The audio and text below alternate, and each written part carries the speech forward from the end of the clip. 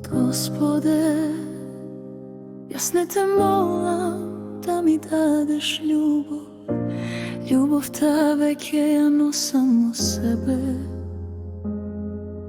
Те молам да ме доведеш до човекот што ќе ја препознае во вистинско место и вистинско време, каде две зрели души не се губат, туку се да полнуваат.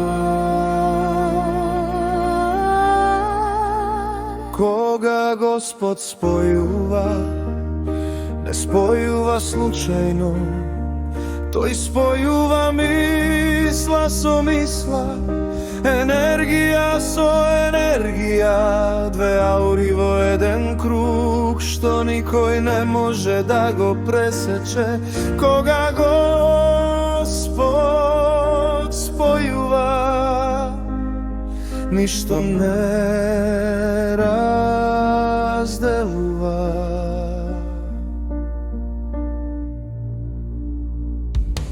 Господе, ти пред мене знаеше дека таква жена постои, пред да ја видам, пред да ја слушнам.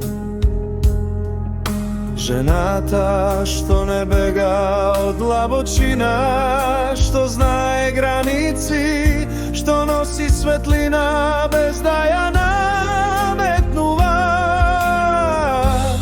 Не барам совршенство, туку вистина што трае.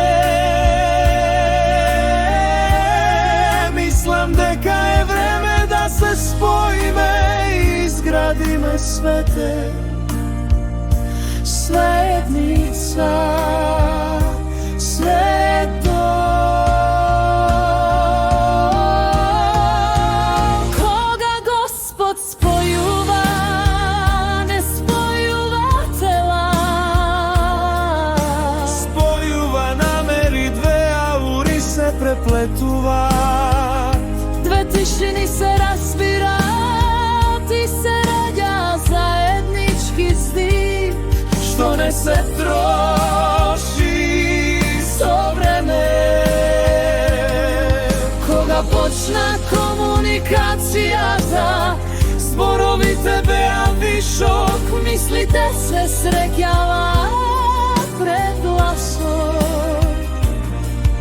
Енергиите се препозна без доказ. Две тела, две души, еден ритам, Заштитен круг околу нас, што не прима туѓа сенка.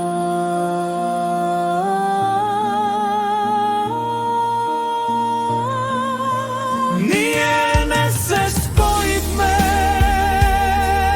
од потреба, туку од зрелост. Не за да се изгубиме еден во друг, Туку за да стоиме посилни заедно. Иако вечноста има формата е ова, да стани души од исти звук, со иста цел,